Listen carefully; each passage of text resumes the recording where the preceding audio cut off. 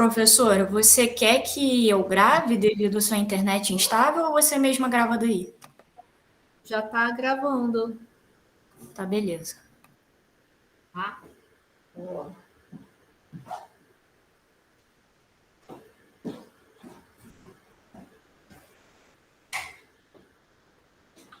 Bom, pessoal, boa tarde. Vamos dar início a mais um seminário do nosso grupo de pesquisa.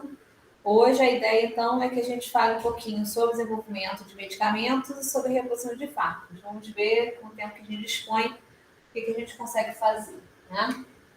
Bom, mas antes da gente falar sobre isso, acho interessante rever um pouquinho os encontros anteriores para todo mundo estar com os conceitos em dia e não deixar de acompanhar alguma coisa porque não se lembra exatamente de um determinado detalhe. Então, a gente viu que a organização do estudo da farmacologia, né? A gente tem a divisão em farmacocinética e farmacodinâmica, onde a farmacocinética estuda os processos que o fármaco vai sofrer no organismo que vão modular a sua concentração plasmática, enquanto a farmacodinâmica é que vai efetivamente estudar o mecanismo de ação dos fármacos e tudo que ocorre, né, em função do uso do fármaco. Não só o efeito que a gente busca, mas todos os efeitos que cursam em paralelo. E a gente viu que a janela terapêutica faz a interseção entre a farmacocinética e a farmacodinâmica, porque a gente viu que os efeitos buscados por um fármaco, né, presente no medicamento não se dá em qualquer faixa de concentração. A gente tem uma faixa onde os efeitos na magnitude, né, necessária para justificar o uso clínico daquele fármaco se encontram. Então, a gente viu isso, né, há 2 semanas atrás, vimos cada um dos processos farmacocinéticos, não só a gente conceituou o que abrangia cada um desses processos, absorção, diluição, biotransformação e eliminação, como a gente viu quais são os fatores, tanto relacionados ao fármaco como relacionados ao indivíduo, que modulam cada um desses processos, fatores relacionados ao indivíduo que podem ser modulados, inclusive, por doenças ou por outros fármacos, né? Então, a gente viu todo esse racional para o desenvolvimento de um esquema terapêutico interessante, né? Não só para definir a dose de ataque, como também a dose de manutenção. E a gente viu que para fazer essa ponte, né, entre a teoria e a prática, a gente tem vários parâmetros farmacocinéticos que traduzem esses processos farmacocinéticos. Então, a gente falou de volume de distribuição, fator de biodisponibilidade, clearance e tempo de meia-vida. Tá? Bom, a gente também comentou que o princípio da ação dos fármacos parte do pressuposto que, para termos resposta biológica de uma determinada molécula, essa molécula precisa interagir com um alvo farmacológico. E a gente viu que todo receptor é um alvo, mas nem todo alvo é um receptor farmacológico. Já que o conceito de receptor farmacológico abrange um componente macromolecular que o fármaco se liga para produzir efeito. Então, a proteína, o RNA, o DNA, um próton, que constitui o alvo de fármacos antiácidos, por exemplo, a gente não pode atribuir o termo receptor farmacológico, porque o próton ele não é uma molécula que dirá uma macromolécula. Então, é um detalhe, mas enfim, né, é importante a gente mencionar. E aí a gente viu, né, que os usos clínicos, as contraindicações, a adesão do paciente a uma determinada terapia pode, né, ter a ver com o mecanismo de ação desse fármaco. Então, a gente viu, né, que a partir da identificação da interação fármaco-receptor, localizando onde esse receptor está, a gente pode enumerar vários efeitos farmacológicos dessa substância e os efeitos que acontecem decorrente da interação fármaco com o receptor no tecido-alvo seriam os efeitos que a gente está buscando, os efeitos desejados para um determinado uso clínico, enquanto os efeitos que cursam em paralelo, associados à interação fármaco-receptor em tecidos não-alvo, determinam os efeitos colaterais que podem explicar várias contraindicações daquele fármaco, como também justificar se a adesão do paciente àquela farmacoterapia é maior ou é menor, tá? Então, é isso ainda numa visão clássica da farmacodinâmica, tá? Bom, então na aula passada a gente conceituou esses receptores farmacológicos com mais detalhes, né? Vimos exemplos de fármacos que determinavam sua ação via receptor ou não. Vimos exemplos de receptores farmacológicos proteicos, né? Então, não só receptores que mediam a ação de moléculas endógenas, mas enzimas podem ser receptores farmacológicos, proteínas transportadoras, canais iônicos, né? E aí a gente também falou sobre as propriedades dos fármacos, tanto afinidade como eficácia intrínseca. Então, vimos que a afinidade é a capacidade da molécula se ligar num sítio de ligação no receptor. Então, toda molécula que tem afinidade para um sítio de ligação num determinado receptor, a gente atribui o termo de ligante. Bom, e aí esse receptor, ele pode ser, como já dito, né, um canal iônico, uma proteína transportadora, uma enzima ou um receptor que medeia a ação de molécula endógena. Mas uma outra propriedade que a gente trabalhou foi a propriedade chamada eficácia intrínseca. E aí essa propriedade, ela faz sentido quando a gente está falando especificamente de receptores farmacológicos, que são aqueles que também medeiam a ação de moléculas endógenas. Já que o conceito de eficácia intrínseca, qual é? Né? É a capacidade do ligante, uma vez se ligando no sítio de ligação do receptor, ativar um determinado mecanismo de transdução de sinal que vai alterar o estado basal da célula e vai levar a um efeito. Então, isso que a gente chama de eficácia intrínseca. E aí a gente comentou, né, que a eficácia intrínseca é uma propriedade que está presente em agonistas, mas está ausente em antagonistas. E aí a gente viu como quantificar, classificar os fármacos em agonistas e antagonistas, e agonistas totais, parciais e inversos, antagonistas competitivos e não competitivos, né? Então, para isso, a gente discutiu os ensaios de ligação, a gente discutiu os ensaios funcionais, a gente falou de parâmetros como KD, IBmax e CS50 e efeito máximo. E aí a gente viu que nos ensaios de ligação a gente não consegue diferenciar agonistas de antagonistas, já que ensaios de ligação avaliam apenas a afinidade, enquanto essa classificação é possível somente em ensaios funcionais. Tá? E aí, para poder diferenciar os tipos de antagonismo, a gente comentou que o ensaio funcional era um pouquinho mais elaborado, porque a gente precisava misturar agonista e antagonista e ver como que o antagonista iria modificar o efeito do agonista. Então, discutimos não só parâmetros CS50, efeito máximo, Bmax e KD, como também, né, como avaliar a afinidade, como avaliar a potência dessas moléculas. E a gente viu que a avaliação da afinidade, a comparação da afinidade através do KD, né, enquanto a comparação da potência através do CS50. Bom, então todo esse background é importante para a gente entender o processo de desenvolvimento de medicamentos. Lembrando da diferença do que são medicamentos e o que são fármacos. Então, a mistura manufaturada que é comercialmente vendida, a gente chama de medicamento. E lá a gente tem um ou mais fármacos, além de conservante, excipiente, entre uma série de outras substâncias inertes biologicamente. Já o fármaco é efetivamente a substância química que vai se ligar num determinado receptor farmacológico para produzir o seu efeito. Então, aqui a gente tem esse gráfico bastante conhecido, retirado do Goodwin-Gilman, que dá uma ideia, né, do curso temporal de desenvolvimento de medicamentos a partir de moléculas inovadoras. E não só dá uma ideia do curso temporal, mas também de como a gente tem um grande funil nesse processo, né? Que para a gente ter um medicamento chegando no mercado a partir de uma molécula inovadora, a gente parte de pelo menos 10.000 moléculas, né? Então, a gente tem um pente fino bastante grande nesse processo.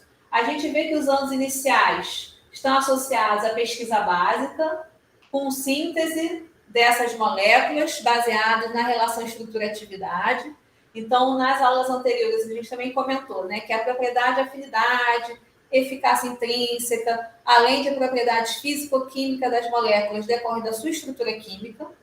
Então, a partir do conhecimento da relação estrutura-atividade, eu posso ver, né? Eu quero que o fármaco se ligue naquele alvo, naquele receptor. Que estrutura essa molécula precisa ter para ter afinidade com esse receptor? Então, a partir daí, a gente tem a síntese das moléculas, saindo daquele paradigma de ter uma descoberta acidental de moléculas com potencial terapêutico, né? Aqui a gente já tem um planejamento, mas não é porque a gente planejou tendo um racional, né, baseado na relação estrutura-atividade, que a molécula que eu sintetizei de fato vai ter afinidade para o sítio de ligação que eu quero. E também não significa, né, que entenda afinidade vai ter uma afinidade interessante. Pode ter uma afinidade baixa. E aí não seria, né, é possível eu introduzir aquela molécula numa determinada quantidade dentro de um medicamento para ela poder ser liberada dentro do organismo e chegar no local de ação com aquela concentração tão alta que eu preciso por conta da sua baixa afinidade. Então, nessa fase, né, de pesquisa básica, além da síntese, a gente vai fazer esses testes e vai fazer essa triagem, vai fazer esse escrutínio. Então, nem tudo que foi sintetizado, de fato, vai ser interessante para ser levado para os testes pré-clínicos em animais. A gente vê que de cerca de 10 mil moléculas, de 10 a 20 são testadas. E que já é um trabalho danado, né? Imagina você testar 10 a 20 moléculas em modelos de doença, né? Ver mutagenicidade em testes em animais, né? Então, por isso que a gente precisa ir efetivamente com aquelas moléculas que são mais promissoras. Então, geralmente, nesses testes pré-clínicos, a gente tem modelos de doença para ver se não só a substância ela se ligou no sítio que eu achava que era interessante, mas se ao se ligar naquele sítio vai determinar o efeito esperado dela para combater aquela doença, né? E aí você, nessa fase, também avalia efeitos outros que essa molécula pode ter. Porque não adianta a gente ter uma molécula que tem o efeito que a gente busca numa concentração pequenininha, mas que em paralelo a esse efeito, a gente tenha vários outros e que só causem mal para aquele animal, né? Então é importante a gente também conseguir ter efeitos benéficos daquela molécula dissociado ao máximo possível de efeitos maléficos. Isso não significa que não vai ter efeitos colaterais, mas essa avaliação ela é necessária, né? Os efeitos colaterais que são esperados e são indissociáveis do efeito terapêutico. São efeitos muito comprometedores ou não, né? Então também isso também é levado em consideração nessa fase dos testes pré-clínicos em animais. E aí somente as moléculas mais promissoras a partir dos testes pré-clínicos é que são levadas para os estudos clínicos que são divididos em 4 fases. E aí a gente vê que essa peneira continua, né? Agora, qual o objetivo de cada fase dessa de estudo clínico? Tá? Então, aqui é uma figura ligeiramente diferente para falar o mesmo que a gente acabou de falar, né? Do que abrange a fase de drug discovery, ou aquela pesquisa básica, antes de entrar nos estudos em vivo, aí na fase pré-clínica, né? Vou passar para cá que a gente já comentou sobre isso, né? E aí sempre tendo, levando em consideração que cada fase desses estudos precisam ter suporte de comitê de ética, né? Então, quando se faz o estudo pré-clínico, a gente precisa que aquele projeto, né, quando se tem intenção, melhor dizendo, né, de fazer o estudo pré-clínico, a gente precisa que aquele projeto seja aprovado pelo comitê de ética no uso de animais. Então, no Brasil, a gente tem regulamentando todos os comitês de ética, o CONSEA, né, que é o Conselho Nacional de Controle de Experimentação Animal, e cada centro de estudo vai ter, né, o seu comitê de ética. Então, quando você vai submeter, eles perguntam uma série de coisas, né, até para a gente ter a observação do princípio dos 3 R's, de utilizar o mínimo de animais possíveis, né? Tem uma série de requisitos que a gente precisa atender para conduzir esses estudos pré-clínicos em animais. E a gente tem algo semelhante nos estudos clínicos, né? Temos o CONEP, que regula todos os comitês de ética e de pesquisa com seres humanos aqui no Brasil. Então, tudo que você pretende fazer precisa estar descrito no seu projeto para ser avaliado, aquele projeto pode ser aprovado de primeiro ou não, né? Podem vir questionamentos, podem vir sugestões para mudança. Então, toda essa troca é importante acontecer antes, efetivamente, de cada estudo desse ser conduzido. Tá? Então, aqui a gente tem um esquema, mais ou menos, de como o estudo se dá. Então, mediante a aprovação do protocolo pelo Comitê de Ética, a gente tem a seleção de colaboradores, e é muito importante pensar em critérios de exclusão e inclusão no estudo, para a gente ter efetivamente aí o recrutamento desses pacientes e a avaliação, a coleta de dados. Todos esses dados, sejam obtidos na fase clínica ou pré-clínica, precisam ser analisados estatisticamente. A gente também já teve a oportunidade de discutir muito a questão de análise estatística. Então, dependendo dos experimentos conduzidos, a gente vai ter análises que são mais ou menos apropriadas, né? E aí, depois da análise estatística, a gente tem a elaboração, a apresentação, a publicação do relatório, né? Para ver se aquela substância vai ser estudada numa fase clínica posterior ou não, né? Se ela vai ser embarreirada por não ter mostrado um perfil interessante. Bom, então, vamos falar um pouquinho melhor de cada uma dessas 4 fases, né? Então, a fase 1, qual é o principal objetivo? O principal objetivo da fase 1 é avaliar a segurança e tolerabilidade. Então, de modo geral, a gente tem o recrutamento de indivíduos saudáveis, tá? E aí a gente vai ter uma pesquisa de rótulo aberto, onde sabe-se o que cada um está tomando, né? Justamente porque o objetivo é avaliar a segurança e tolerabilidade. Então, você não tem essa fase levando muito tempo e nem custando tanto dinheiro como as fases posteriores, mas a gente tem aí um índice de sucesso em torno de 50%. Então, se do estudo pré-clínico 10 moléculas vão ser testadas na fase 1 clínica, dessas 10 moléculas, somente 5 prosseguem para a fase 2. Tá? E aí, o que a gente tem na fase 2? A gente já começa a recrutar pacientes para verificar a eficácia e faixa de doses, mas ainda não no nível multicêntrico, né? Então, por isso que a gente tem envolvimento maior de tempo e de dinheiro, mas não como a gente vai ver na fase 3, né? Mas uma vez que o objetivo seja avaliar a eficácia, é importante a gente realizar um estudo randomizado, onde os indivíduos vão ser divididos em grupos aleatoriamente e controlado por placebo, né? A placebo que é quando você administra algo no indivíduo que não tem nada a ver com a substância teste que você está, né, avaliando, não tem nada biologicamente ativo ali, né? E você quer ver se vai ter alguma resposta simplesmente associado, né, a questões talvez de cunho psicológico da pessoa que está sendo tratada, né? Então, o placebo está associada a essa observação de algum efeito associado a benefício, né? Não sei se vocês já viram falar do termo nocebo, também seria algo associado à sugestão, né? Só que um efeito negativo, não um efeito positivo, tá? Mas então a gente tem aqui o estudo controlado por placebo, onde os indivíduos vão ser divididos nesses grupos, né? Teste ou placebo, aleatoriamente. E a taxa de sucesso dessa fase, então, é de 30%.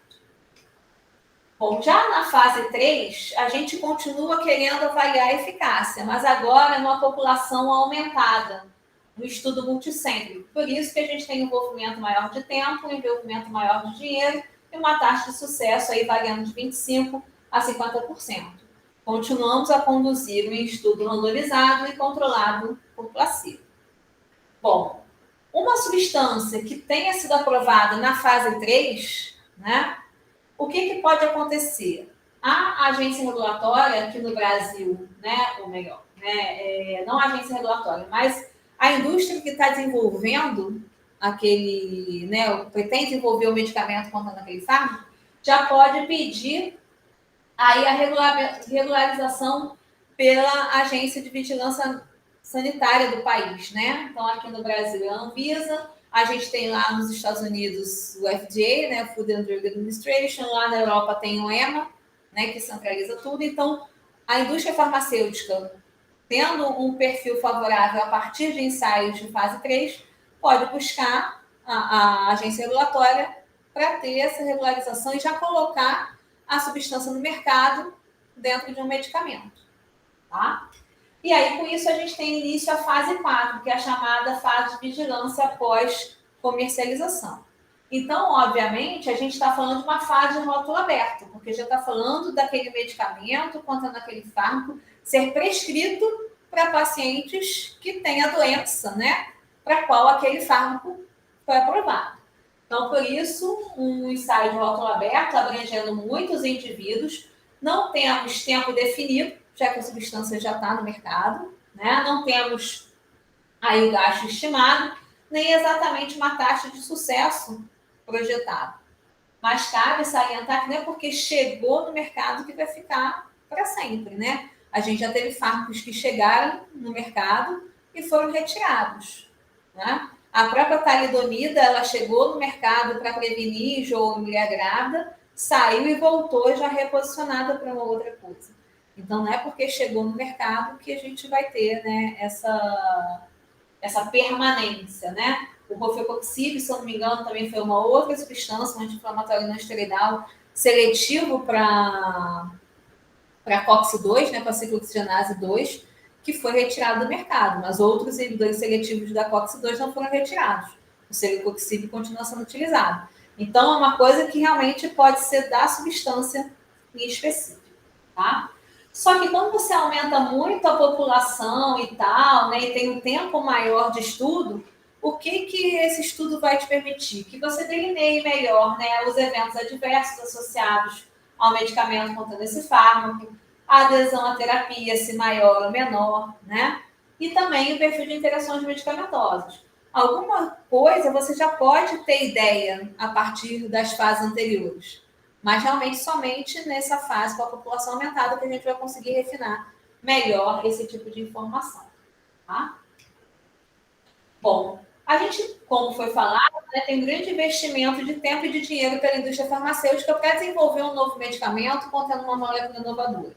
E a indústria farmacêutica ela não faz isso porque ela é boazinha, né? Ela faz isso porque ela visa lucro.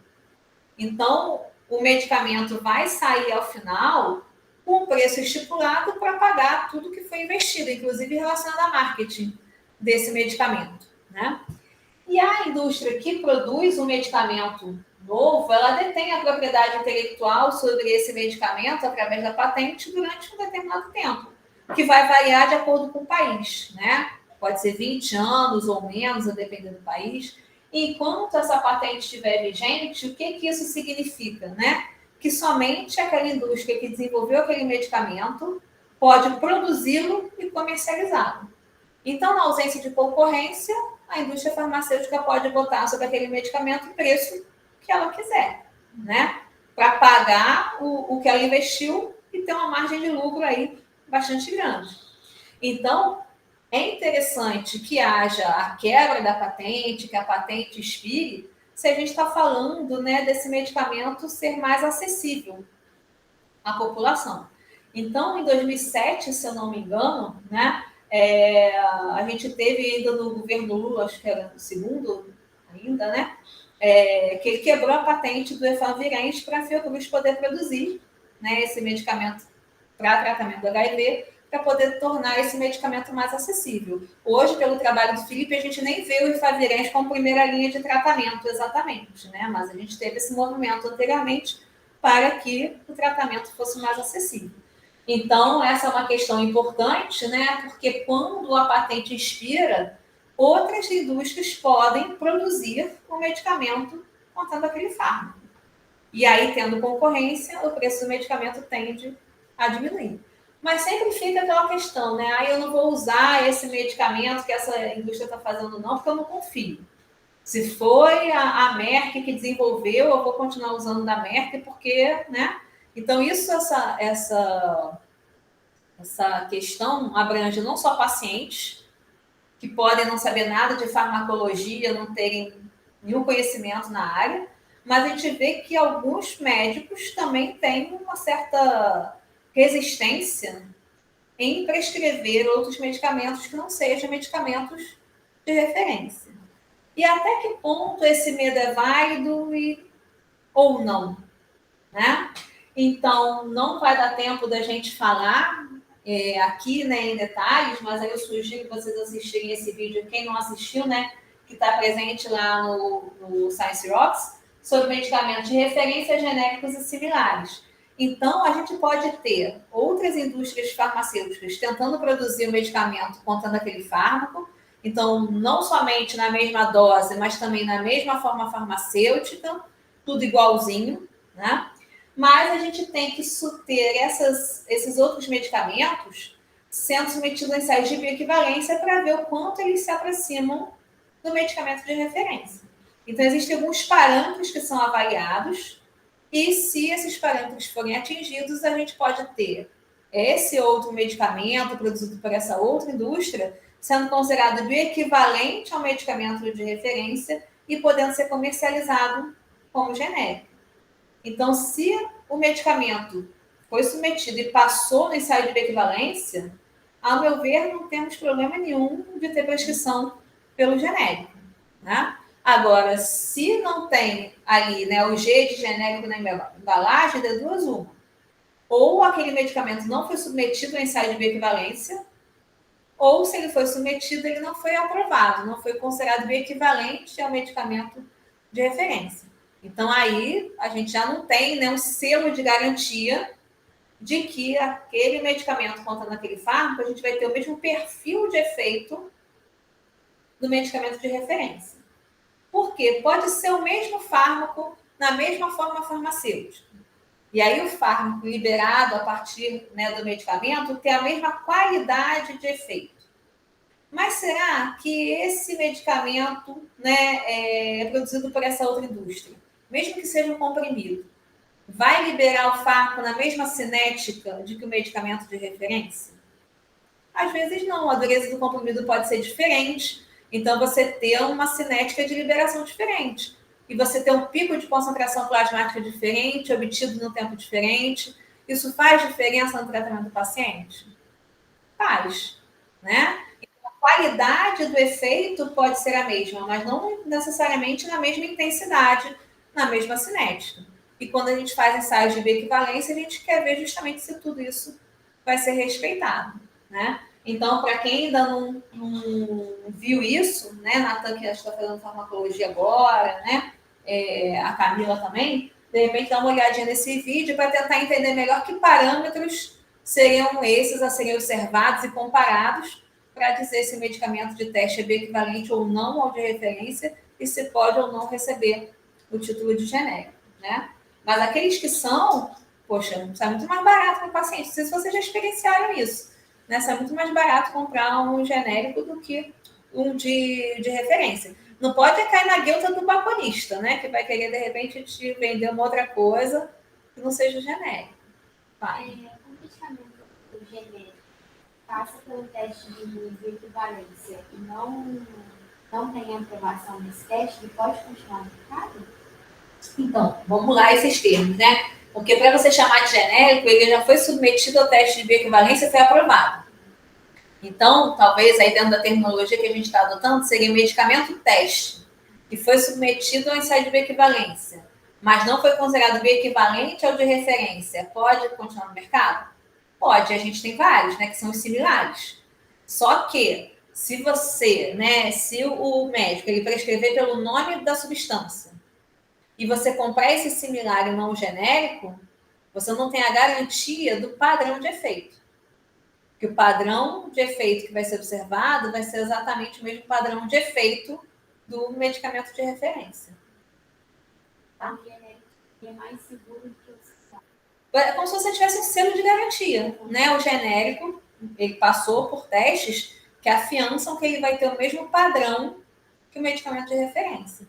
O similar, ou ele não foi submetido a esse teste, ele não foi aprovado, ele tem a mesma substância que vai causar a mesma qualidade de efeito, mas o padrão de efeito você não sabe como é que vai ser. Tá?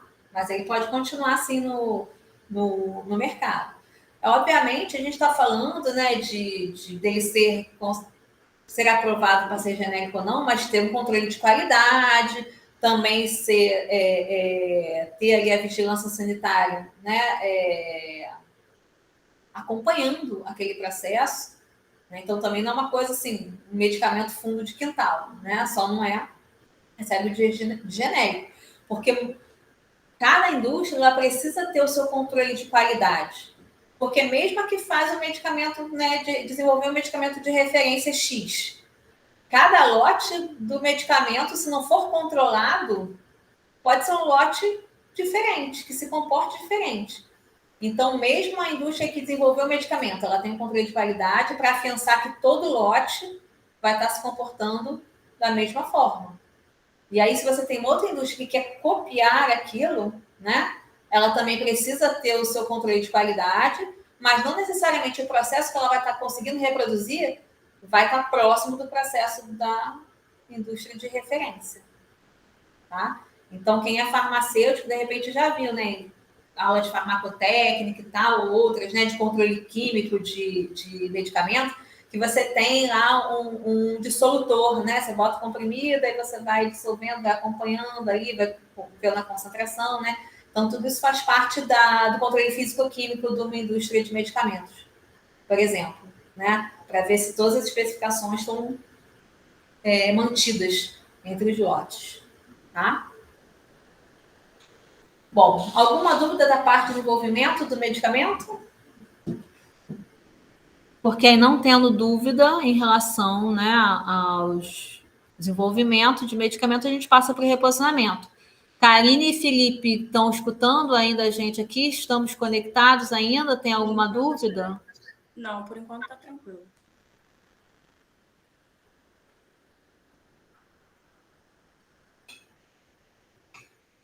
Oi. Eu tinha só uma dúvida. Enquanto a questão da vacina é a mesma coisa? Ou não? Em linhas gerais, sim. Em linhas gerais, você também vai ter, né, a fase pré-clínica antes da fase clínica. E a gente tem também uma demora muito associada a termos mais ou menos os mesmos passos, né? Durante a pandemia da Covid-19, a própria vacina acabou ficando, né, algumas pessoas desconfiadas. Por quê? Porque acharam que foi tudo muito rápido, né? E a questão de ter sido rápida não é porque etapas foram puladas. A questão é que estudos prévios já existiam, porque teve, né, um surto de MERS e SARS lá no início, né, dos anos 2000, e são organismos semelhantes ao SARS-CoV-2, então já se tinha algumas informações, né, e logo de cara a gente viu lá o genoma do SARS-CoV sendo mapeado, né, e porque, como foi uma pandemia, não faltou a gente para testar. Então, por toda essa contingência que acabou saindo rápido, né? Mas, em linhas gerais, é o mesmo processo. Tá? Bom, vamos então para o reposicionamento de fármacos. Né? Essa definição todo mundo já está meio que familiarizado, né? Pelo menos quem é do grupo de pesquisa. Então, a gente tem, né, no conceito de reposicionamento de fármacos, a identificação de novas aplicações de substâncias já lançadas no mercado farmacêutico ou ainda sob investigação. Porque a gente tem algumas substâncias, né, como o caso do sildenafil, que foi desenhado para tratar uma determinada doença. Ao longo dos estudos clínicos, se observou um determinado efeito que levou ao reposicionamento dessa molécula, então não estava no mercado farmacêutico ainda, né? Então, cabe a gente ampliar o conceito não só para as substâncias que já estão no mercado, mas também aquelas sob investigação. E é muito importante a gente diferenciar o conceito de reposicionamento de fármacos de uso off-label, que é aquele uso que não está na bula, né?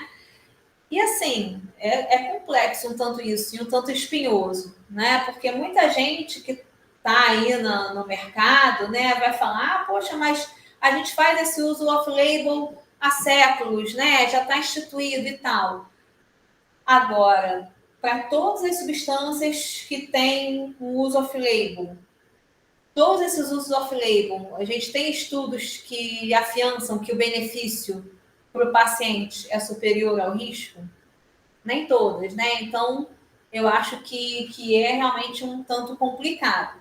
E quando a gente fala de reposicionamento de fármacos, né, a gente está falando de ter um redirecionamento do uso da molécula de uma doença para outra, mas com suporte de estudos clínicos, né, que mostrem um benefício superior ao risco e que esse novo uso passe a constar em bula também, né?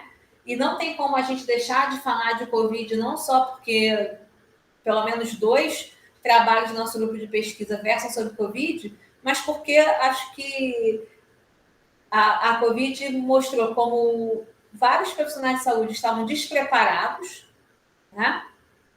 E alguns movimentos que foram feitos que vão justamente na contramão da ciência, né? Então, a questão da cloroquina, que a gente teve um estudo que mostrou um resultado interessante in vitro, mas que nenhum estudo em vivo conseguiu mostrar que aquele benefício seria reproduzido no organismo todo, né? Não um estudo que não fosse enviesado, né? Não fosse manipulado ali em relação à divisão entre grupo teste e grupo placebo, né? Então, não só em relação a isso, mas também o que foi aventado em determinado momento de colocar a Covid-19 dentro da bula da cloroquina, né? Sem nenhuma evidência científica. Então, para o reposicionamento, a gente precisa ter evidências científicas que suportem a ponto desse novo uso ser inserido na bula, né? Bom, o que a gente tem nessa figura, né? Então, essa figura está mostrando a comparação do reposicionamento de fármacos, né?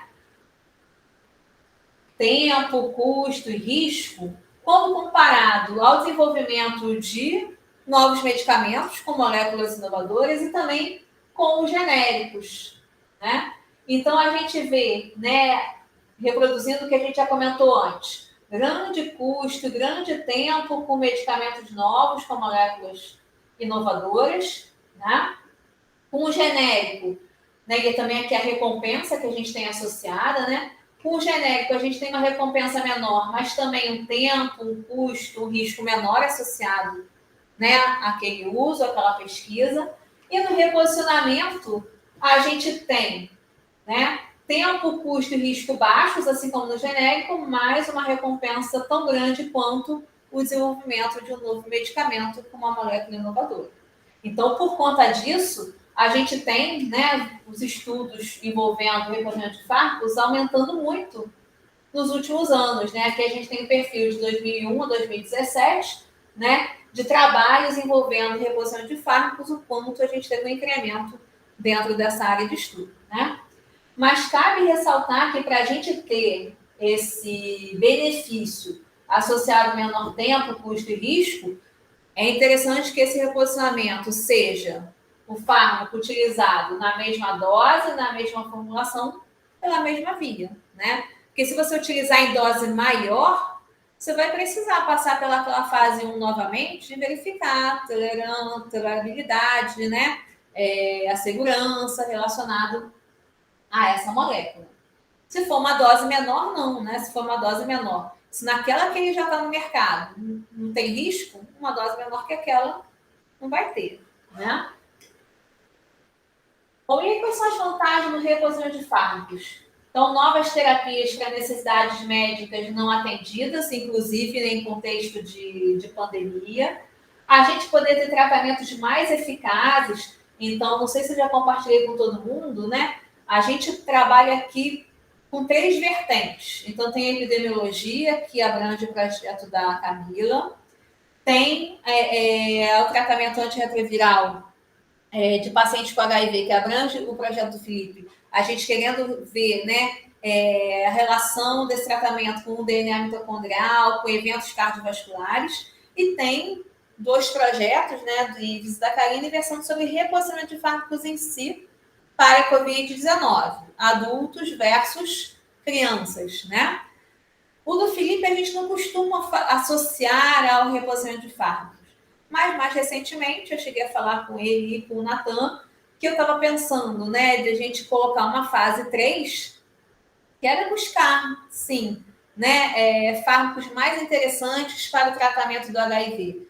Se a gente tem a possibilidade de eventos cardiovasculares associados a esses fármacos, e a gente tem indivíduos idosos que já estão suscetíveis a eventos cardiovasculares, por que não a gente não buscar otimizar essa terapia com fármacos que, de repente, não comprometam o sistema cardiovascular em paralelo ao controle do HIV?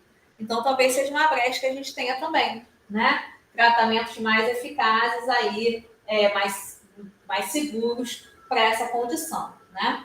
A gente também pode ter substituição de medicamentos caros por análogos mais baratos e, como a gente já falou, né, em várias situações, menos gasto de tempo e dinheiro em comparação com o desenvolvimento de novas moléculas.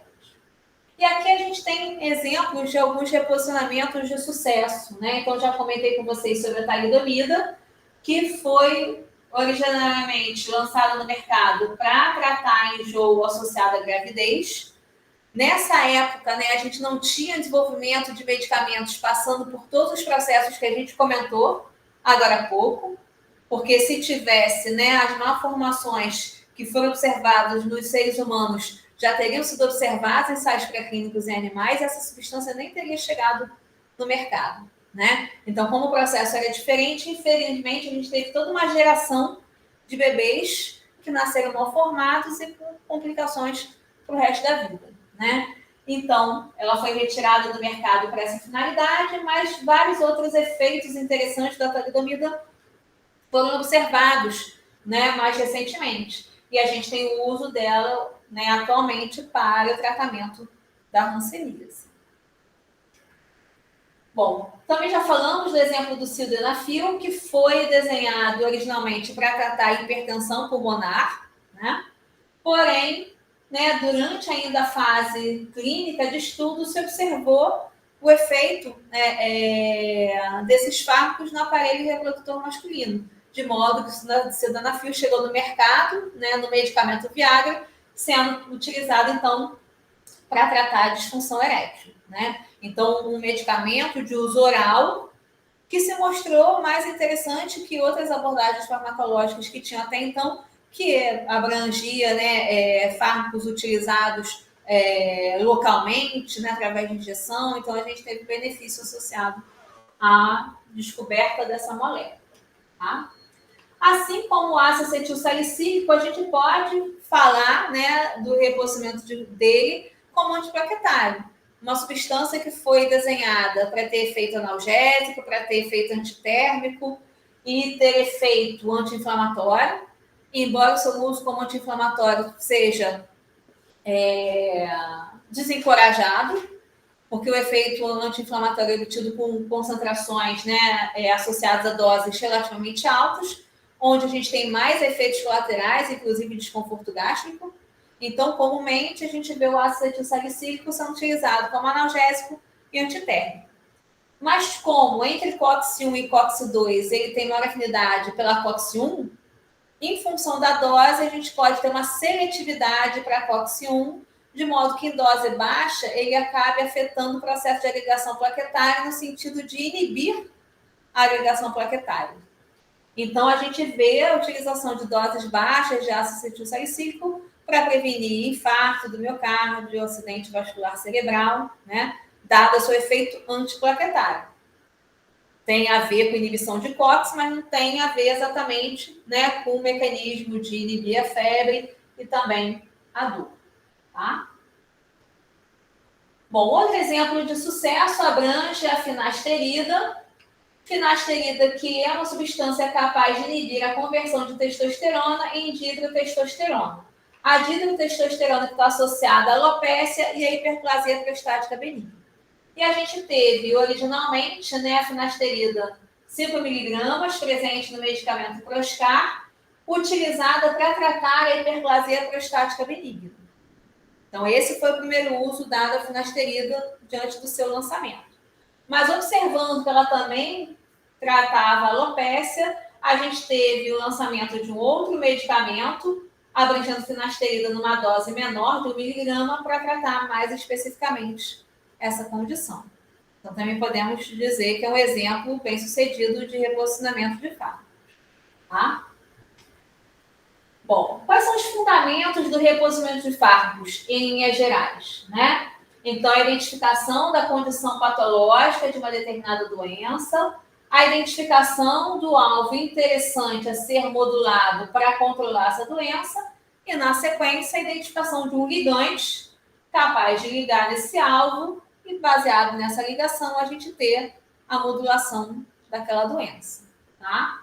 Então, em linhas gerais, a gente pode dizer que o relacionamento tem essa estrutura. Bom, e aí a gente tem, né, essa conexão entre doença, alvo e ligante, né? Onde esse ligante ele pode estar modulando uma determinada via importante na doença, de modo que não vai nos bastar saber só muitas vezes, né, qual é o alvo desse ligante, mas também qual é a via que esse alvo, né, pode estar associado e que seja importante na construção e no desenvolvimento dessa doença, tá?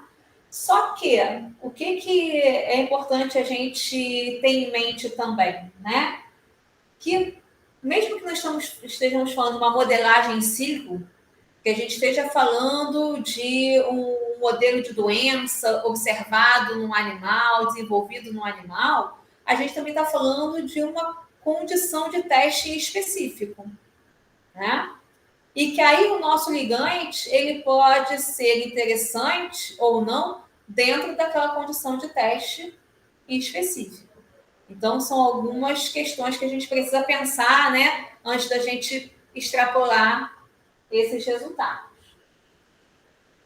Então, também é importante a gente lembrar que a maioria dos ligantes pode apresentar múltiplos alvos, que o conhecimento sobre o funcionamento dos sistemas biológicos em estados normais e patológicos é incompleto, assim como a gente fala, né, e vai falar do interatoma humano, né? Tudo já se é conhecido no organismo humano ou no organismo animal? Nem tudo, né? Então, a gente ainda tem algumas lacunas aí.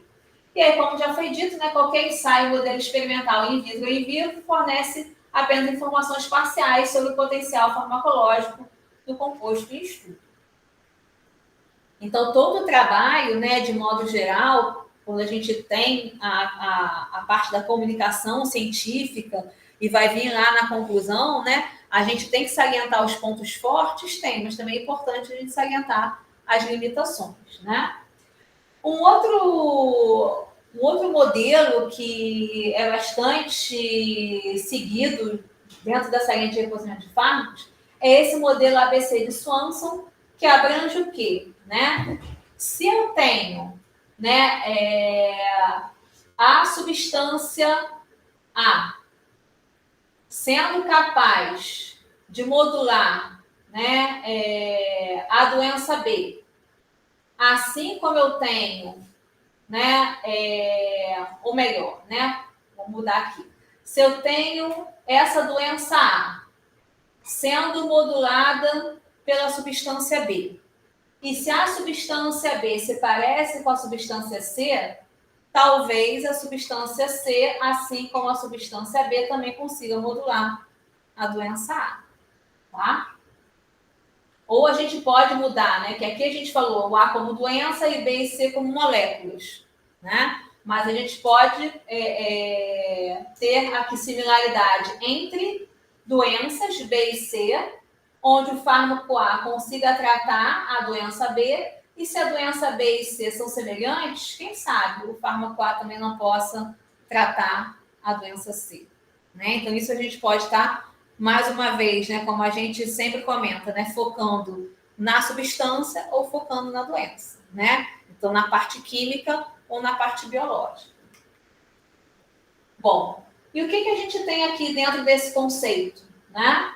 A substância, ela pode interagir no alvo A, né, na proteína A, e aqui, né, com isso, ela tratar a doença X que motivou a sua indicação original. E essa proteína A, ela pode participar de uma outra doença, que não somente a doença X. Essa proteína A, ela também pode ser uma proteína relevante para o desenvolvimento da doença Y. Então, se o fármaco se liga na proteína A, que é importante tanto para a doença X como para a doença Y, além de tratar a doença X, ela pode também tratar a doença Y, e essa doença Y será a nova indicação para essa molécula, né? Ou essa substância ela pode não se ligar só na proteína A, que é importante para a doença X e Y. Como a gente tem fármacos que podem se ligar a múltiplos alvos, esse fármaco também pode se ligar à proteína B, que não era um alvo original, né? Mas que pode se mostrar um alvo interessante no caso do desenvolvimento da doença Z. E eu tenho uma terceira indicação desse fármaco associada à capacidade dela se ligar a uma outra proteína que é importante para uma terceira doença. Tá? E aqui a gente tem, né, uma tentativa de resumir todas as abordagens possíveis dentro do reposicionamento de fármaco. Mas eu costumo dizer que é um desafio, né? Porque abordagens novas estão sempre aí aparecendo, né? Então, a gente pode ter desde uma abordagem aleatória e abrangendo também mineração da literatura. A gente pode ter a observação inesperada de efeitos colaterais, como foi o caso do sildenafil, que eu comentei com vocês, né? A gente pode ter, né, a descoberta de novas vias de doenças, a identificação de novas interações fármaco-alvo, a definição de novos papéis para doenças, né, para alvos já existentes, perdão, e também identificação de compostos que podem modular fenótipos específicos de doenças. Esse artigo é um artigo que eu costumo recomendar para que todos os integrantes do grupo de pesquisa, especialmente aqueles voltados para o reposicionamento de fármacos, eles leiam, né? Que tem como objetivo justamente, né, apresentar o que é necessário saber para a abordagem de reposicionamento de fármacos em sílico. Porque diante de tudo que a gente já comentou, né, a gente ainda tem a possibilidade de trabalhar com modelagem computacional. E aí não somente, né, quimio-informática, como a bioinformática. Então, esse artigo ele dá um panorama geral, né, das abordagens possíveis, tanto centradas no fármaco como centradas na doença, para chegar justamente na questão da abordagem em sílico, que é aquela que nos interessa mais, né? Então, quando a gente fala de ensaios em sílico, a gente está falando de modelagem computacional, tá? E aí, em relação à abordagem computacional de sistemas biológicos, a gente pode ter várias técnicas, né? Atracamento molecular, que está mais associado à quimioinformática, né? A modelagem comparativa, dinâmica molecular, modelagem ab initio, temos voltados mais para a bioinformática, alinhamento de sequências, a biologia de sistemas, que é outra coisa bastante familiar para a gente, né? A filogenia, que a gente já viu em alguns estudos, né, quando mostra a similaridade entre vírus, por exemplo, né? E a predição de função gênica. Quando a gente fala de reposicionamento de fármacos centrados no fármaco, geralmente são moléculas aprovadas em fase 1, agora todo mundo sabe o que é estudado em fase 1, né? A questão da segurança, tolerabilidade, e a gente tem a busca por novas indicações, né? Com maior eficácia e segurança, menor custo, e que haja compensação de lucro. E aí, qual é a hipótese? Que fármacos semelhantes apresentem efeitos terapêuticos semelhantes e possam, então, ser usados para tratar a mesma doença, né? Já a abordagem centrada na doença, a gente está falando de doenças específicas, de modo geral, doenças raras ou negligenciadas, porque para a indústria farmacêutica não é interessante investir muito dinheiro numa doença que compromete poucas pessoas, né? E aí a hipótese de doenças semelhantes precisam da mesma terapia e podem ser tratadas, então, com os mesmos fármacos, tá? Bom, agora, dentro da abordagem em sílico, né, a gente tem o Computational and Drug Design, na parte da quimioinformática, né, que pode ser centrada no ligante. E aí, qual é a base disso? Né? Informações de estrutura química de um conjunto de ligantes com atividade biológica conhecida, tendo por objetivo identificar compostos bioativos ou melhorar a atividade de moléculas ativas. Ou ainda, né, a gente pode ter centrado na estrutura, e aí, para isso, é importante conhecer a estrutura 3D do alvo para o qual aquele ligante é interessante, né? Então, o objetivo seria caracterizar a sítio de ligação, elucidar o mecanismo de ação em nível molecular, avaliar a cinética e a termodinâmica desse reconhecimento ligante-alvo. E aqui a gente tem mais ou menos a estrutura de um desses estudos, né? Então, a gente tem o desenho do fármaco auxiliado por computador, né? Então, sempre seguindo pela relação estrutura-atividade, com a identificação do alvo. Conhecemos ou não a estrutura 3D desse alvo? Se a gente não conhece, né, a gente vai ter o estudo baseado no ligante, né? Então, no seu grupamento farmacofórico, na similaridade molecular, e aí a gente vai selecionar os compostos baseados nisso, né? E aí vai verificar se tem afinidade ou não, para depois a gente ter a validação que a gente também sempre comenta, né? Da verificação in vitro, candidatos a fármacos e efetivamente a avaliação dos efeitos farmacológicos. Agora, se a estrutura 3D for conhecida, a gente tem, né, ensaios ainda possíveis de atracamento molecular, dinâmica molecular, modelagem, né, de modo que a gente já parte para a verificação in vitro dessas substâncias. E aqui a gente tem, né, o atracamento molecular, tanto no sentido tradicional como reverso, né? E aí a gente tem aqui a proteína, que a gente vai fazer o screening virtual, né? Vai passar aqui por esse funil, para ver, né, que fármacos são capazes de se ligar nessa proteína. E aqui a gente já tem, né, uma ótica diferente, né? Em vez de eu ver que fármacos vão se ligar nessa proteína e a minha triagem ser nesse sentido, nesse outro atracamento reverso, o que a gente tem, né? A minha substância, quais são os potenciais alvos que ela é capaz de se ligar, né? E aí a gente vai triar nesse sentido, né? Se eu tenho interesse nessa substância em específico, eu vou ver que alvo que ela vai ser capaz de se ligar ou não através desse atracamento molecular reverso, tá? E aqui, para quem está presente, não dá para ver, né? Mas eu posso compartilhar todos esses slides com vocês. São sites, aplicativos que seriam interessantes para serem utilizados nessa abordagem do CAD, tá? Bom, mas enquanto o reposicionamento de fármacos centrado na doença, né? Então, que é o que mais nos interessa, né? Então, a gente sempre fala que as ciências ômicas, elas contribuem muito para o reposicionamento de fármacos em sílico centrado na doença. Então, o que abrange as ciências ômicas, né? Estudo da genômica, transcriptômica, proteômica, metabolômica, entre outras ômicas que existem, né? Então, analisando desde o gene, a capacidade desse gene ser expresso, né? E, de fato, termos a expressão de uma proteína, né? E as ciências ômicas que estão envolvidas, então, com a medicina de precisão, né?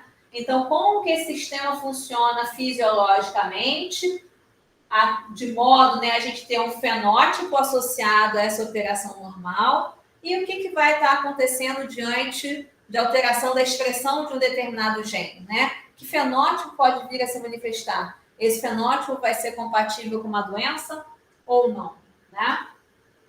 Então, para a gente entender isso, é muito importante a gente relembrar o nível de organização dos seres vivos, né? Então, a gente tem menor partícula aí, o átomo, átomos que podem se organizar gerando moléculas, né? A gente tem organoides dentro das células, células que vão compor tecidos, tecidos que vão compor órgãos, que por sua vez vão compor sistemas, e com isso a gente vai ter o organismo do indivíduo, né? Toda a informação genética do indivíduo, de que proteína vai ser formada e tal, está presente no núcleo das células, né? Então, aqui a gente está vendo o cromossoma e está vendo, então, o DNA, né? E um segmento do DNA, a gente vai ter o gene que vai expressar uma determinada proteína. Então, nesse painel, a gente vê a estrutura não só do DNA, de fita dupla, como do RNA, de fita simples, né? E não está dando para visualizar muito bem, né? Mas aí, como que a gente tem a formação do DNA, do RNA. Então, a gente tem nucleotídeos, né, formados aí por um grupamento fosfato, por um grupamento açúcar, que pode ser ribose ou desoxirribose, né, a saber, RNA ou DNA, e um grupamento fosfato, né, uma base nitrogenada, grupamento fosfato e um açúcar, tá? E a gente vai ter a ligação entre esses nucleotídeos através de uma ligação fosfodiéster e para a gente ter essa dupla fita, né, e esse espiral aqui que também caracteriza o RNA, a gente vai ter a ligação entre esses nucleotídeos também através de pontes de hidrogênio. Então, tudo isso, né, que mostra, né, que diz respeito a essa estrutura que a gente está vendo, tá? E aí, naquele cursinho de biologia molecular e celular que eu sugeri a vocês, tudo isso está sendo falado em detalhes. E eu acho interessante vocês assistirem, não sei se todos já assistiram na íntegra, né? Mas é interessante por quê? Porque às vezes a gente traz alguns termos nos artigos, né? Então, metilação de estonas. Mas a gente nem lembra o que é a estona, né? E como que essas proteínas, se mais frouxas ou não, podem regular a expressão de determinado gene ou não, isso não faz muito sentido, né? Então, por isso que é interessante todo mundo assistir esses vídeos, e aqui agora eu estou tentando só trazer alguns aspectos fundamentais que foram explorados nesse vídeo. Então, lá fala, né, do dogma central da biologia molecular, né, o DNA contendo as instruções do que deverá ser expresso, o RNA transcrevendo essas informações a partir do DNA e as proteínas que são feitas a partir dessas instruções. Proteínas que vão apresentar estrutura primária, então a gente tem aqui a sequência de aminoácidos da proteína, né? Aquele bloquinho que vai ser construído no ribossoma a partir do RNA transportador, né? RNA mensageiro, RNA transportador. A gente tem a estrutura secundária, né? Com arranjo espacial dessa cadeia polipeptídica, onde a gente tem estruturas primárias, né? Se juntando. Estruturas terciárias e estruturas quaternárias, né, onde a gente vai ter associação aí dessas estruturas terciárias. E a operação, né, da proteína decorre também da sua estrutura quaternária. Às vezes a gente pode ter fármacos que vão se ligar em determinadas proteínas e vão mudar a sua conformação espacial, e o seu efeito decorre justamente da alteração dessa conformação espacial. Tá? Bom, e aí, né, a partir do conhecimento dado pelas ciências ômicas, transcriptômica, genômica, proteômica, surgiu o conceito de interatoma, né? E aí, o que é o interatoma? É o conjunto de interações moleculares presentes em uma determinada célula. E a maneira que eu ilustrei aqui, não sei se dá para todos verem, né, como se fosse um grande quebra-cabeça, né? As pecinhas ali se encaixando para aquela célula operar de modo normal, né? Então, aquelas pecinhas se encaixando do quebra-cabeça para a gente ter uma visão da imagem, né? A foto que aquele quebra-cabeça quer passar para a gente, né? E aí a gente pode ter doenças associadas a alguma alteração desse interatoma, né? Então, a doença está associada, né, a uma identidade biológica chave ou ainda associada a múltiplos processos celulares. Agora, uma limitação que a gente tem dentro dessa abordagem, e que eu já mencionei pontualmente antes, o interatoma humano ou de determinado animal, ele é completamente conhecido? Então, a gente ainda tem muito para se descobrir. E os vieses do nosso estudo, mesmo, né, sendo uma abordagem em ciclo, pode decorrer justamente de uma falta de conhecimento do interatoma como um todo, tá? Então, é importante a gente pensar que a gente está trabalhando com modelos de doença. Por isso que a validação ela é tão importante, tá? E aí, baseado nisso, a gente pode ter, né, o módulo de doença quando a gente, né, aplica esse conceito do interatoma, unindo com a biologia dos sistemas e a teoria dos grafos, tá? Então, essa figura é para mostrar, né, aqui, dependendo do conhecimento do interatoma que a gente tem, né, o sistema que a gente é capaz de construir, né, a conexão que a gente conhece, então, entre essas entidades biológicas. Então, a gente pode conhecer o interatoma mais profundamente ou menos, né? E aí, né, né, utilizando a teoria dos grafos para analisar a rede constituída por essas entidades biológicas, a gente já comentou, né, que dentro da rede, os círculos, que às vezes a gente pode ter diamante, pode ter quadradinho, né, vai depender aí da notação que vai ser interessante ser utilizada. Mas essa figura, né, corresponderia ao nodo, que pode ser um gene, uma proteína, um fármaco, e essas conexões, né, que são conhecidas com o termo de aresta. Então, a gente pode identificar, né, esse conjunto, né, aí, através dos nós presentes e também pelo conjunto de arestas, né? Então, o grafo, melhor dizendo, né, vai depender aí do conjunto de nós e do conjunto de arestas.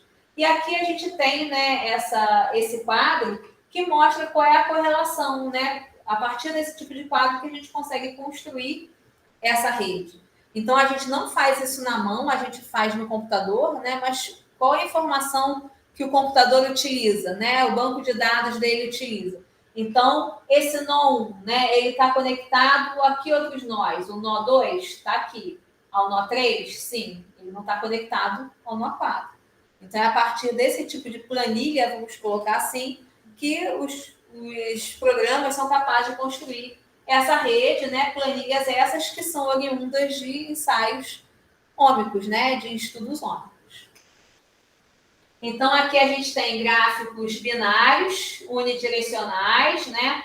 Gráficos aqui onde a gente tem peso, né, diferente entre as conexões, mas ainda unidirecional. E aqui a gente tem gráficos binários e com peso bidirecionais, que não é normalmente o que a gente trabalha, né? A gente trabalha com gráficos unidirecionais. Então, mostrando basicamente qual é a conexão física ou funcional entre as entidades biológicas. A gente tem várias maneiras de analisar esses grafos, né? E, de modo geral, a gente trabalha com o grau do nó, que é basicamente o número de conexões que esse nó ele apresenta, né? A gente também trabalha com closes e com betweens, que são tentativas da gente tentar ver nós que sejam protagonistas dentro desse conjunto, tá? Então, o closer seria aquele nó que apresentaria conexões com a maioria dos nós presentes naquele conjunto, né? E o between seria aquela molécula meio que está sempre conectando um nó com o outro. Então, está associada à passagem rápida de informações, né? Uma outra maneira da gente tentar encontrar protagonismo de algumas entidades biológicas é trabalhar com módulos, né? Então, vendo nós que sejam altamente conectados. E aí, esses nós altamente conectados podendo ter relevância num determinado processo biológico. E aí, você ter a supressão da expressão de uma das proteínas presentes nesse módulo, o problema, né, seria como que esse sistema vai funcionar como um todo na ausência dessa proteína. Então, qual é a relevância que tem para, né, a operação desse módulo?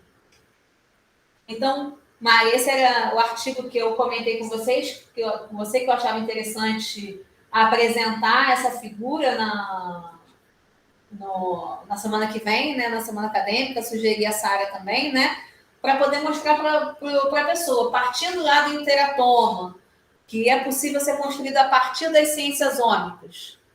Então, a gente mostrar como que a biologia dos sistemas pode ser ilustrada dentro dessa teoria dos grafos, né, essas conexões que estariam, né, associadas a um padrão de funcionamento normal da célula, né, e como que alterações em entidades biológicas dentro desse conjunto pode levar para um estágio de doença, né, fazendo o sistema operar de uma maneira completamente diferente. Então, eu acho que essa figura é bastante ilustrativa, né, e de repente vai fazer o entendimento do nosso projeto ser mais tangível para pessoas que provavelmente nunca ouviram falar disso, tá? Bom, e aí, o que a gente tem, né, de oportunidades e de limitações dentro desse tipo de estudo, né? Então, oportunidades a gente já salientou milhares, né? Então, a gente está falando de modelagem em sílico, onde a gente consulta banco de dados e tal. Então, termos de custo, né?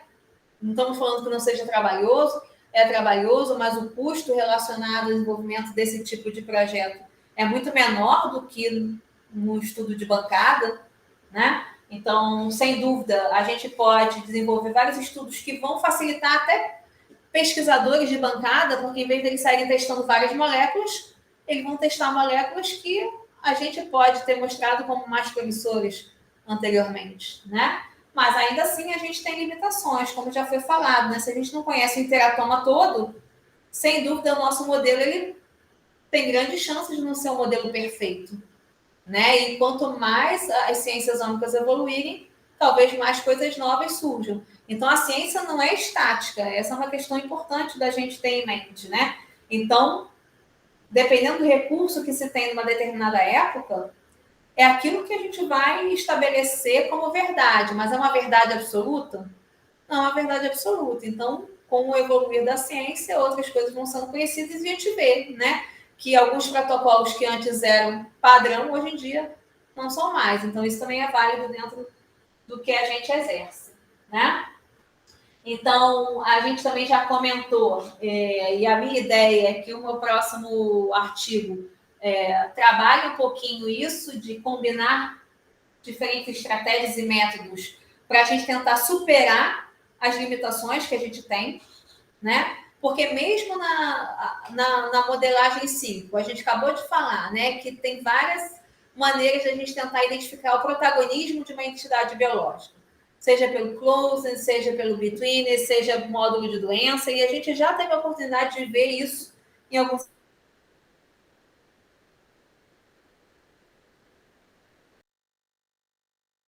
Eu vou chegar no mesmo resultado final, o fármaco X, ele é interessante, seja eu tendo chegado nesse ponto através do closer, do between ou do módulo.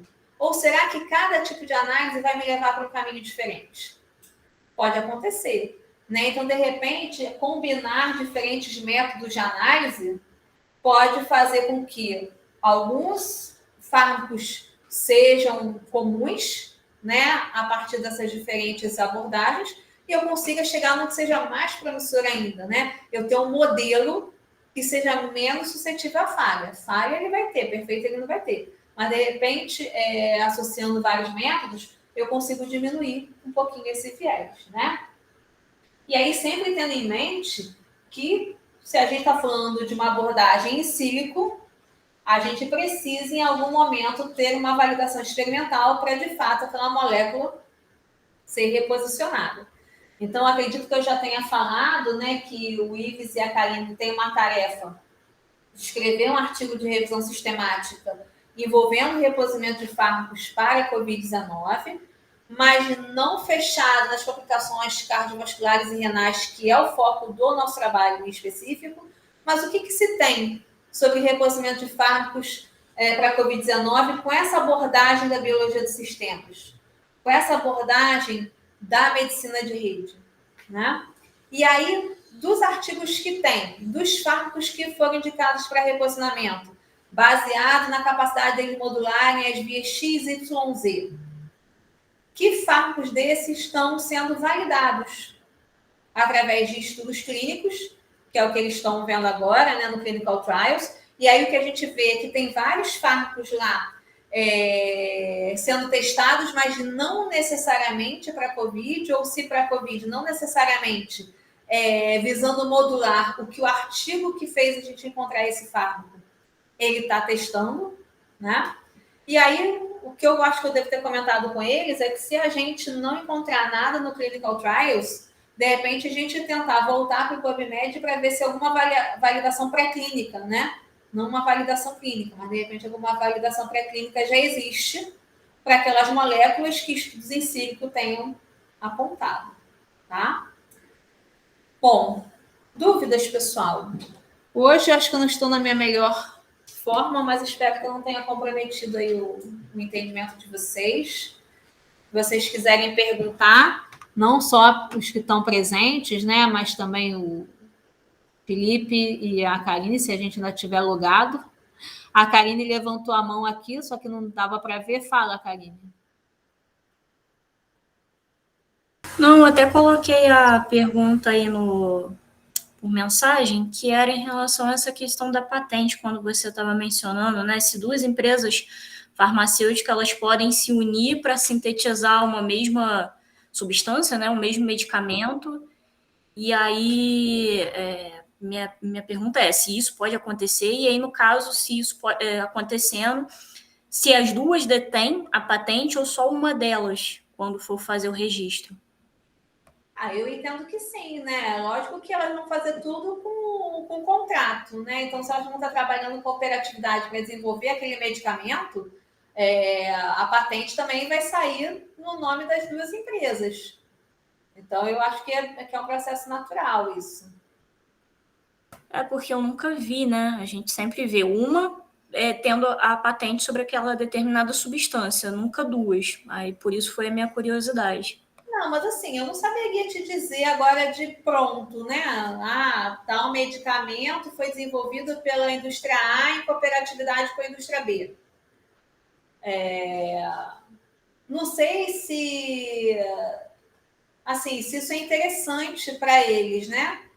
Mas eu acho que é aquilo, para a indústria, se for economicamente interessante, não tem por que não, né? Mas eles têm, todas as indústrias, elas são bem assessoradas por um corpo jurídico e tal, então tudo isso vai estar amarrado em contrato. Então, te dar um exemplo específico, não sei, mas também não diria, nunca isso vai acontecer. Vai depender da lucratividade, né? Do quanto eles podem ganhar com essa parceria. Mas o que é mais comum realmente é uma indústria desenvolver o medicamento, ter a patente e ter o monopólio desse medicamento enquanto essa patente estiver em vigor, e somente depois que essa patente expira a gente poder ter o mercado aberto, né, para as outras indústrias e elas terem a ambição de produzirem aquele medicamento também. Mas acho que é tudo uma questão de... Para tudo na vida, né? Custo-benefício. Se eles entenderem como economicamente viável, como lucrativo, talvez, talvez um domine uma tecnologia, sei lá, né? Vamos pensar. Talvez um tenha melhor corpo fabril lá para fazer o medicamento e talvez o outro tenha uma estrutura melhor para fazer o teste, né? E aí a cooperatividade ser nesse sentido. Eu vejo como possível, não que já tenha estabelecido. Entendi. Tá? Felipe falou que não tem dúvidas, né? Mas você tem mais alguma dúvida, Karine? Não, acho que era uma. Bom, Nathan. Eu estava pensando aqui, a gente, por exemplo, faz o reposicionamento de um fármaco em sílico, faz toda essa parte clínica para poder ver se realmente tem essa efetividade que a gente deseja, diferente do uso original, mas e depois, ele para começar a ser efetivamente utilizado, tem que passar alguma coisa para a Anvisa? Tem, né? Aí, assim, da mesma maneira que o medicamento, durante o seu desenvolvimento inicial, todos esses relatórios vão ter que ser passados para a Anvisa, da fase 3 para a fase 4. Né? Então, a gente faz a indicação de reposicionamento. Aí a gente faz uma validação in vitro. Mostrou-se, de fato, com aquele efeito esperado. Fase 1. Será que fase 1 é necessária se for na mesma dose?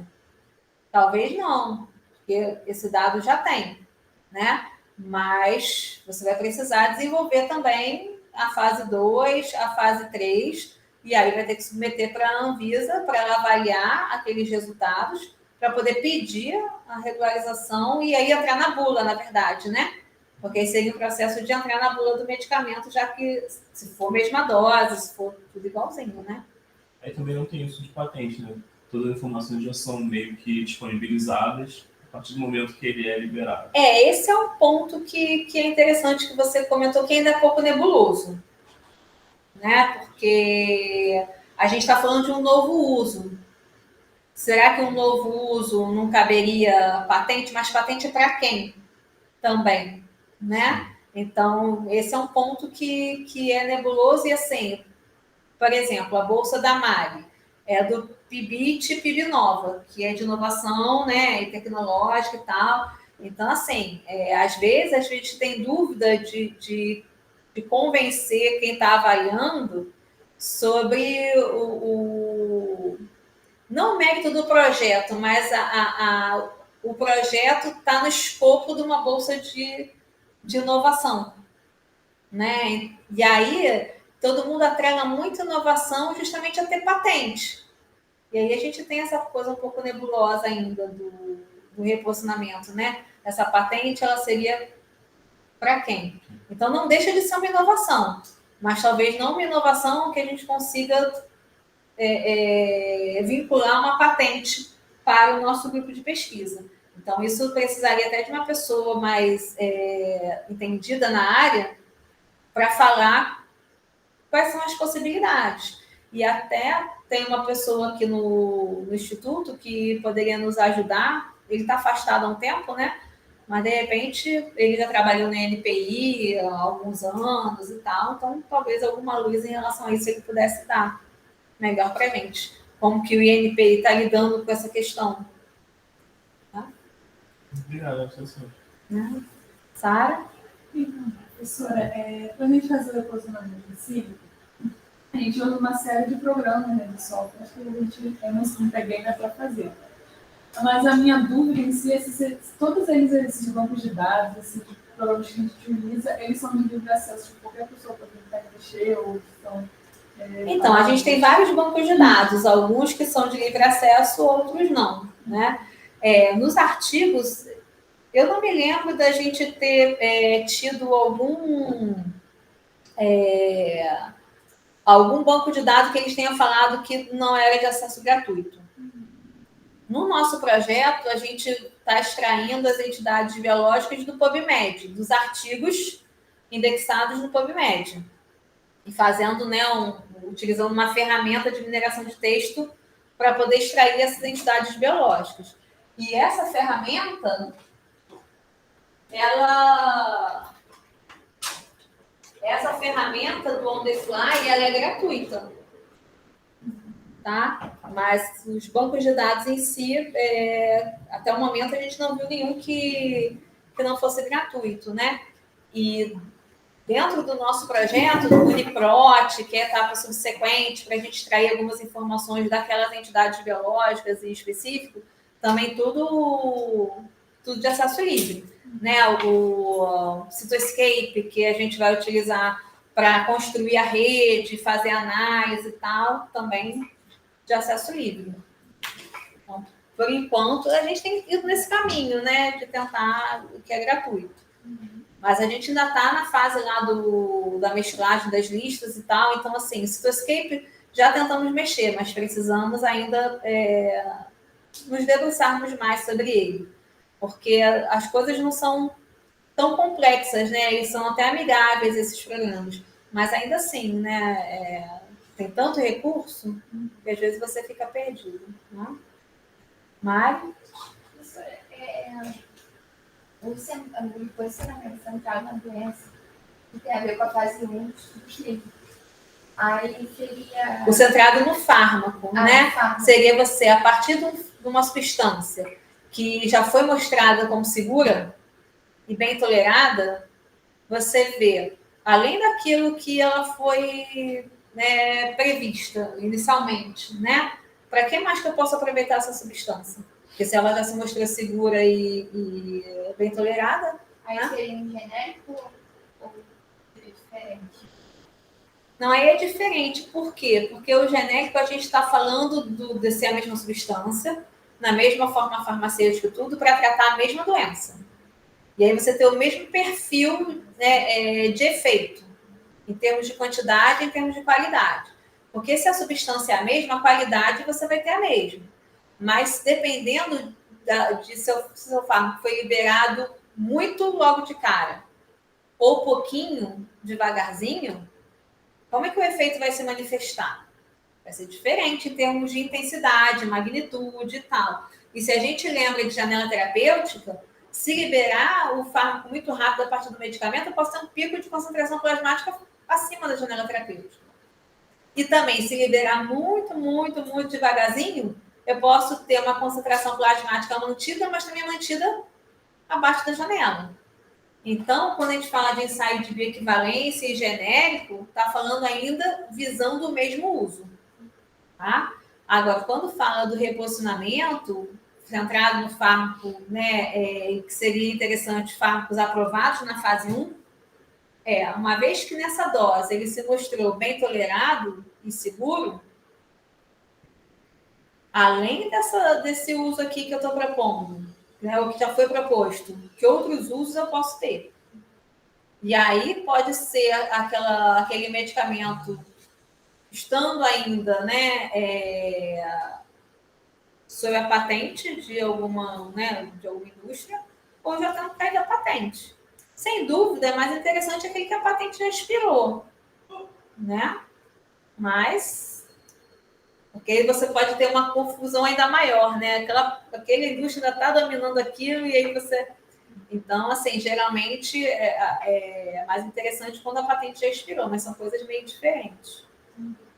Tá? Camila? Tudo bem? Felipe, que nos surpreendeu aí. Você estava remoto, de repente... Pode de estatística. Né? Hoje. Não sei por que eu fiquei amanhã na cabeça para hoje. Então, tá bom. Então, tudo bem, gente? Tudo bem, Carinha? Tudo tranquilo. Tá, ainda não escutei seu áudio, daqui a pouco eu tento escutar, tá? Tranquilo. Se você puder, você me manda mensagem. Se não puder, é só responder aquela dúvida lá e tá ótimo.